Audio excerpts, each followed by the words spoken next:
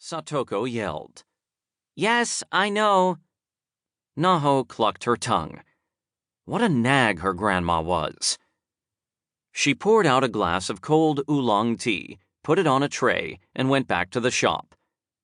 Her grandmother and Mr. Takura were happily chatting away. "I'm delighted to see you looking so well. When was I last here? 4 days ago? You look so much better already." Takura shook his head in amazement. "Being back home has helped. I feel much better. I get to be up and doing, even though Naho's always telling me to take it easy. Such a pest.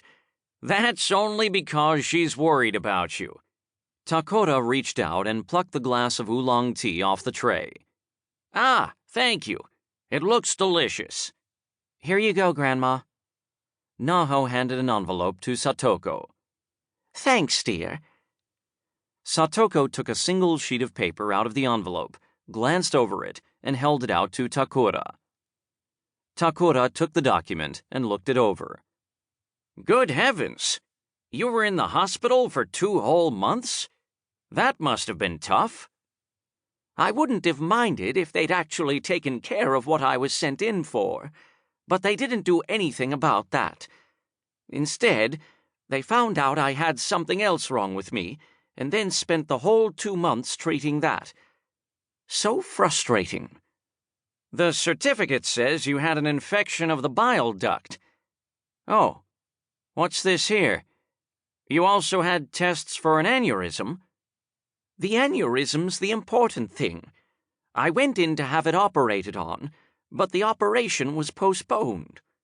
"But you will have the operation at some point?" "Apparently, yes. But it's probably better for me just to keep going as long as I can. Operations can be risky at my age." "I see what you mean. It's a difficult call to make." Takura was looking a little uncomfortable. "Is the certificate in order?" Satoko asked. "Yes. Along with the documents you gave me the other day, I've got everything I need. I'll go back to the office and process it as fast as I can. Your hospitalization claim will be paid by next month at the latest." "You're going to go back to the office now? That's terrible." "Not at all, not at all. Now, if you'll excuse me." Takura put the certificate into his briefcase and smiled at Naho. "Thank you very much for the tea." "No, thank you," Naho replied. Satoko walked Takura to the street and waved to him as he went on his way. About 2 hours later, Fumitaka, Satoko's son and Naho's father, got back home. There was grime on the collar of his white polo shirt.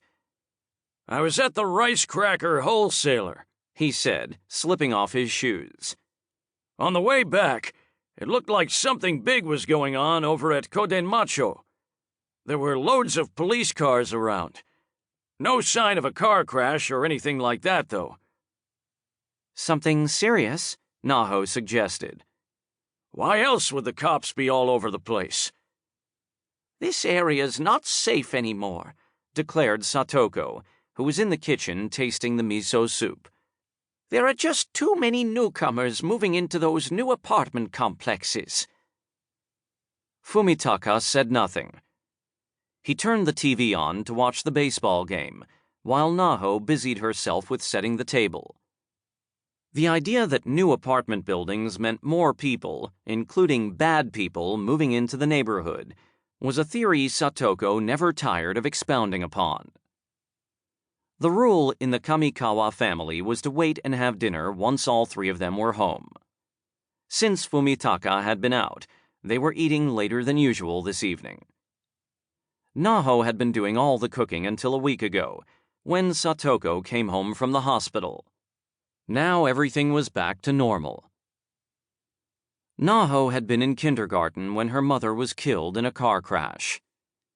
Although she'd been little more than a baby at the time, some of the shock and sorrow of those days stayed with Naho even now. That her father was around all day running the family store definitely softened the blow. Satoko's presence